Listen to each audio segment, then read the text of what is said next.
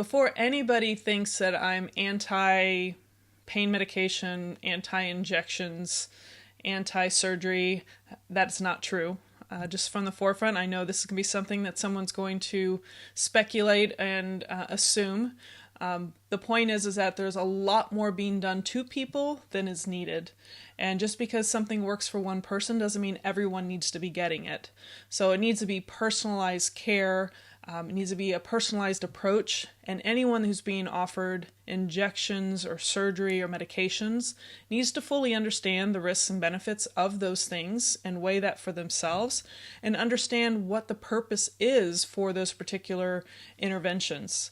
Because many times they're dealing with symptoms and they may not be fixing anything whatsoever. And long-term consequences can be a real problem, not just physically, but psychologically and financially.